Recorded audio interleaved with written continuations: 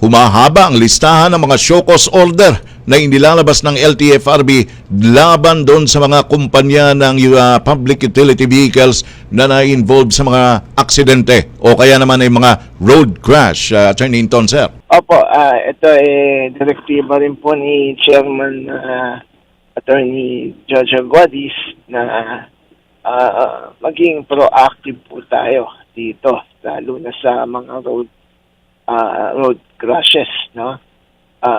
Kasi yun, kung bilang dumadami, ang amin po naman tinitingnan dyan, yung pong preventive dapat, no?